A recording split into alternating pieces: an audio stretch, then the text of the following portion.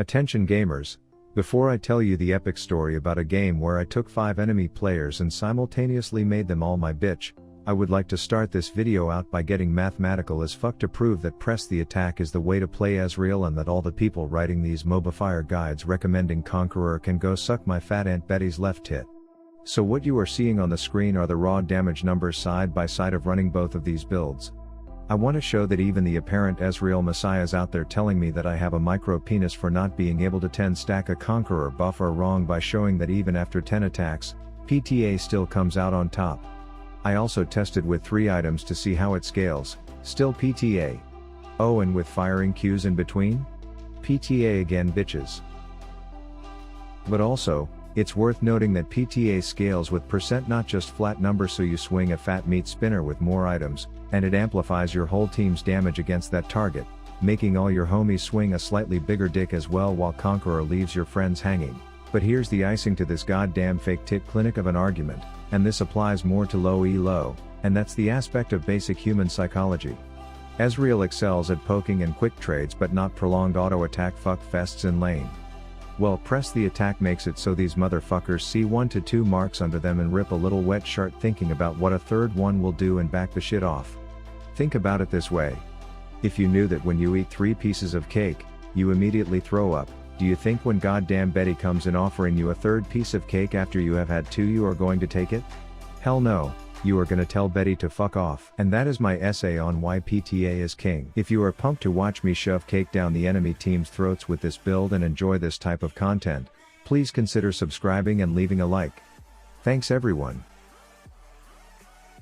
Okay, super quick rundown of my full build. PTA because we already talked about cake, presence of mind because our main item literally has the word mana in it, alacrity to zip lightning jizzies a bit quicker, and coup de grace for a little spice on low health enemies. Sudden impact makes my E damage shake these belts a bit more in eyeball collection because you already know that we are snowballing. My items looked like this, the standard EZREAL first 2 big items but then into a high crit build which feels goddamn amazing, and if you haven't tried it you better. Lastly, I wanted to give a shout out to my support this game. Mr. Skelly Boy here was one of the best hookers I have ever been with, so if good thresh mechanics grow bones in your pants, give this guy a look. The game starts out with us laning against Midget Brain Boy and his fat ass friend Optimus Prime. This could be a shitty lane for me, but the dumbass walks right into a hook and I serve him a quick 3 pieces of fucking cake to back him the hell off. Strong Dum Dum is still over there chugging a health pot when their turret fetish fucker has the audacity to toss a wrench at my support. He earns himself a swift hook to the face and I polish off this thresh's work with some big boy damage. I can burst him down, so I dodge into the battle to take out Shorty before elegantly flashing back to safety. Fast forward not 30 seconds and this sped shitter clearly doesn't know what Thresh's Q does as he tries to go blow his bad breath in our face and gets hooked under turret. We take him down and I have enough early cash to go get this white tux tailored. I feel like taking a break from the turret expo that Heimerdinger has set up in the bot lane, so I roam mid with my support to help out the fellas. I come in time to nab a total kill steal against this anorexic plant before I help the team finish off this creepy doll. I head back to bot lane and my hooker has a nice romantic scene set up for me when I get home as he prowls in the bush like a total creeper. He hooks Optimus Prime and we burst down this metal fatso to secure some more gold for Blondie Boy here. I take a quick lantern to get away from his hormonal demon spawn and we are ready to shop.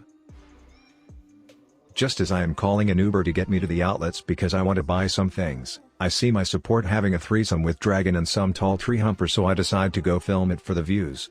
I hop into battle just in time to totally cock block this overweight car mechanic as I send Flower Skipper back to the graveyard. I then flash out and with a sexy ass lantern, we leave the rest of them blue in the ballsack. I'm just farming to near perfection before I take a quick landy up to my boy to help kill Dragon. He hooks the hippie bush planting environmentalist again and rides himself into their whole team. Luckily I am skilled at being a pussy and take down the tree from a safe distance before retreating. I am now running out of base with a 17-minute transform tier like a goddamn animal when I see this horned up alligator clearly in the mood to overchase and get shit on. He goes full-fledged dumb shit as he charges over a wall with no vision, and guess who is waiting for him? Your boy, ready to unload some massive lightning fizzles like Zeus himself as I quickly take this crocky down. I then ignore my shitty team and go back to farming these little hooded abominations. I run mid to tell this stupid plant that there are no rock pets allowed on the rift even though he insists on it being a therapy pet. My Silas mispositions hard but I take advantage of it by revealing the massive beast that I have kept hiding under these Dora the Explorer undies all game as I burst the shit out of this gothic doll. I then finish off Tree Shitter for giving me back talk about my no pets on the rift rule earlier. Me and our top laner are coordinating our efforts so we can take down this goddamn beast of a scuttle crab when a fight breaks out in the shrubs. They stack up like pancakes from Cracker Barrel and I land a nice juicy ult, giving me a 5 stack on my passive so I can dish out the deeps. I focus down the horny Cyan Afterlife because that thing is more threatening than the alive version of that dog shit champion. My team then stays way too long and starts getting picked but I escape because Season 10 is ADC pussy meta and I am not mechanically skilled enough to revolt against that.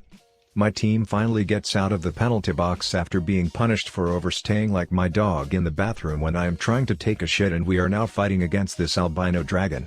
They come in with anorexic forest fucker leading the pack and I start off the fight with another beautiful ult. I keep my fragile booty in a safe place and shove cake down these bitches' throats as we secure a few kills. The PTA passive that allows my whole team to circle jerk each other onto the enemies that I mark really came in handy on these fights. Their brain-dead crocodile is way overextended and despite my thrush trying to predict that the dogshit reptile would actually dash to safety, I have a plan. Right when he burns his ult and flash to get to put him in the clear, I launch a long-range sparkle humper to send him home to mommy. We are now in a Cold War mid lane until Optimus Prime must have remembered what Megan Fox looked like when he was filming Transformers when he gets a burst of energy and like a drunk horny teenager, he decides to just go for it. Despite grouping up for a perfect Ori ult, I retreat way back to safety and manage to hit a total of 0 people with my ult. I then run back in to remind this therapy rock to get the shit out before I finish off her underfed owner. Then only after his entire team dies, Reptile Boy decides it's his turn to try and 1v4 my team and my PTA buff helps my buddy slap his ass a bit harder till he dies. My friends just finished the sequel to How to Train Your Dragon when Skippy Flower Boy comes flying over the wall ready to do absolutely nothing in the upcoming team fight. I stay in the back and get ready to dish out some mad lightning dizzles when their team engages, an ult puts me off to a good start and then I take advantage of the fact that not a single person on their team is focusing the 18 and 1 ADC that's sitting in the back line doing mad work. Oh well, their loss.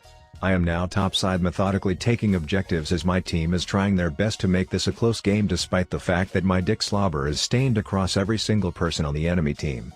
Crocky crotch engages and I stay way back to electrocute what I can. Our Silas steals that bitch doll's identity and shows her the value that her ult is supposed to bring to a team fight when he hits 4 of them inside of Ivern's creeper bush.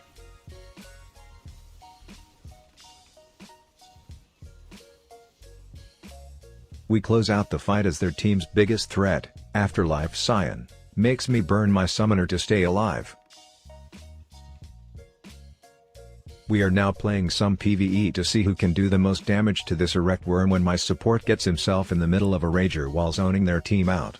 I come down to bail out Skelly Boy and make sure that I stay in a smart position so that they don't realize how gentle and smooth my bare ass really is. This last team fight turns into an awkward fuckfest from both teams but we eventually pull through as the team whose ADC is alive longer is the team that wins these kind of fights and I clean up the scraps to finish off the last fight of the game. Thanks for watching everyone and for posting all of your awesome comments in my previous videos. Please burn your summoners to destroy that sub button if you haven't and I will see you in the next one.